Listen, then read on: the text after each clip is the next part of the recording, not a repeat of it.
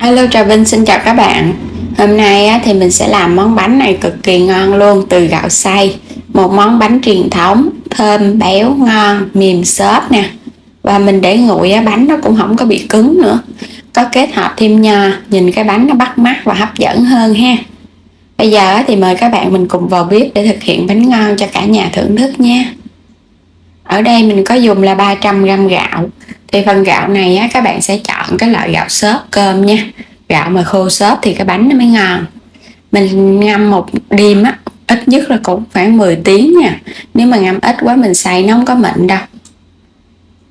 Chuẩn bị tiếp ở đây là 300ml nước cốt dừa, nước cốt béo nha, cho nó ngon ha. Bên đây là 150g đường. Thêm chút xíu muối nữa cho bánh nó có cái vị mặn mặn đậm đà hơn.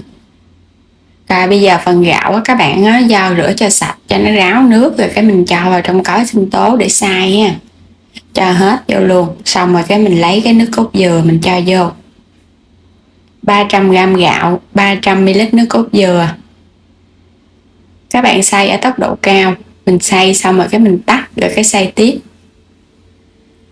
Xay một hồi cho phần gạo của mình nó mịn thành bột luôn thì bánh nó mới ngon nha. Mình xay cho mịn xong bây giờ cho đường vô nè. Tiếp theo mình sẽ xay cái phần đường cùng với bột cho nó mịn ra. Lượng đường này là bánh của mình nó đậm đà, nếu như các bạn thích ít ngọt thì giảm đường lại ha. Vẫn tiếp tục mình xay cho nó mịn. Rồi cái mình cho muối vô, xay tiếp. Phần bột đã mịn thì bây giờ các bạn lọc nó qua rây. Để cho bảo đảm những cái lợn cợn ở bên trên mình sẽ lọc nó bỏ đi ha. Để bánh của mình hấp lên nó mới mịn. Và nếu công thức này mình không dùng gạo thì mình dùng 300g bột gạo lọc cũng được. Tiếp theo mình có là 100g bột mì ha, bột mì đa dụng, loại bột mì thấp protein. 1 muỗng cà phê men khô. Đây là cái bột mì mình dùng nè. Rồi bây giờ cho tiếp vô trong phần bột gạo. Và men mình cũng cho vô luôn nè. Trộn đều tất cả lên. Thì phần bột của mình trộn xong nó sẽ hơi sệt sệt nha. Đối với cái bánh bò xốp thì bột mình trộn nó sẽ đặc sệt thì bánh nó mới xốp ngon.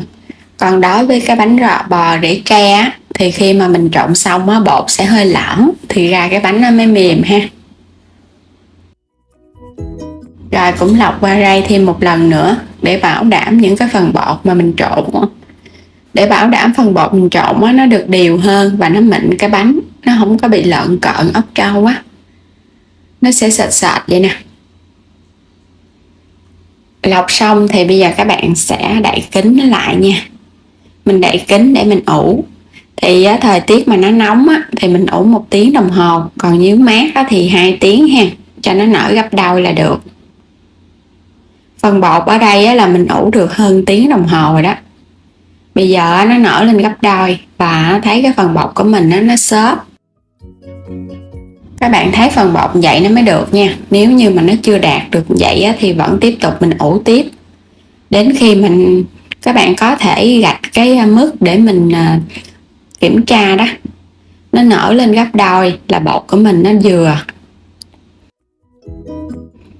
Gót nó qua cái ca để một chút để mình cho vào khuôn cho nó dễ nha. Hoặc là các bạn dùng cái giá mình múc cũng được nữa.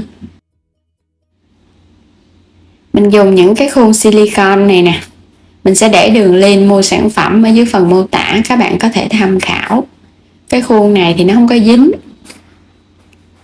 Rồi bây giờ sẽ gót bột vô đầy cái khuôn ha.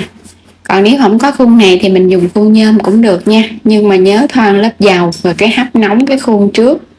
Còn cái khuôn này thì không có cần hấp nóng, tại vì bánh không có dính và nó chịu được nhiệt nữa. Mình gót cho nó đầy thì nó nở bung cánh. Còn các bạn gót cho nó hơi lưng đưng thì nó không có được bung cánh ha. Xong rồi đây là nho khô nè, rửa sơ qua với nước, một chút xíu bột để cho nó sạch. Rồi cái mình sẽ xấp lên trên cái mặt bột này nè. Một chút nữa nó nở ra, cái xung quanh cái bánh của mình nó sẽ có phần nho. Nhìn giống như là cái bánh thửng truyền thống vậy đó. Mình kết hợp vậy nhìn nó ngon hơn. Rồi bây giờ sẽ bắt lên trên bếp đem đi hấp. Và nhớ bắt sẵn nồi nước sôi nha. Nước đã sôi thì mình dễ tính thời gian hơn. Và bánh này mình hấp lửa lớn trong vòng 10 phút. Đúng 10 phút thì mình tắt bếp.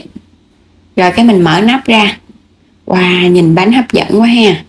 Nó nở bung cánh luôn nè, bung cao và nó trắng tinh luôn. Bên trên thì nó láng bóng nè, có thêm phần nho nữa.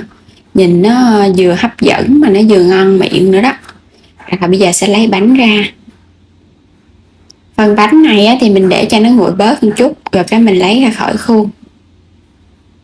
Bánh bò hấp với gạo xay kiểu truyền thống, kết hợp thêm bột mì để cho cái bánh của mình nó xốp và nó mềm hơn. Bánh bung cánh nè, ngon ghê luôn á. Xung quanh bề mặt nó láng, mà cầm lên cái bánh nó nhẹ lắm các bạn, nó xốp á.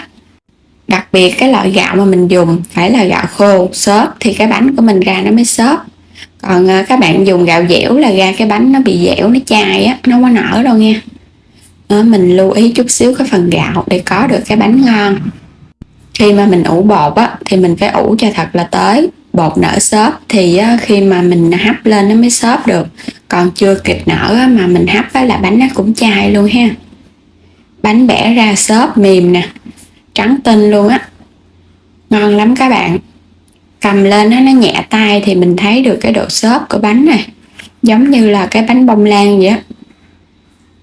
Mà bánh này mình làm bằng gạo xay thì nó sẽ thiên về cái kiểu bánh bò, nhưng mà nhìn cũng giống bánh thuẫn nước cốt dừa kiểu truyền thống ha. Không có cần dùng trứng, ai cũng có thể làm được ngay tại nhà. Mình kết hợp chút xíu bột mì thì cái độ protein nó càng thấp thì cái bánh nó càng xốp ngon nha. Các bạn kết hợp vậy thì khi bánh của mình để nguội nó không có bị cứng, nó vẫn mềm xốp ngon lắm. Thì ngoài cái gạo xay các bạn cũng có thể dùng 300g bột gạo lọc, nhưng mà mình dùng bột gạo thì khi mà để nguội nó sẽ hơi khô lại chút xíu ha, tại vì cái gạo xay thì mình đã ngâm qua một đêm nó mềm mà. Còn đây là nước cốt dừa nè, mình thắng cùng với bột gạo chút xíu và bột bán ngâm nở nấu chín. Vậy là có nước cốt dừa để chấm cùng bánh bò, chấm vô rất là béo luôn, ngon lắm các bạn. Trong bánh bò mình đã có nước cốt dừa béo rồi, mình chấm thêm nước cốt riêng nữa, ăn nó đã hơn luôn á. Và nếu mà không thích béo nhiều thì khỏi cần chấm nước cốt dừa nha, các bạn cứ ăn vậy cũng ngon luôn. Đến đây thì mình chúc các bạn ngon miệng ha. Đừng quên đăng ký kênh ủng hộ Alo Trà Vinh và để nhận các video mỗi ngày, xem kênh miễn phí ủng hộ mình. Xin chào và hẹn gặp lại các bạn ở những video tiếp theo.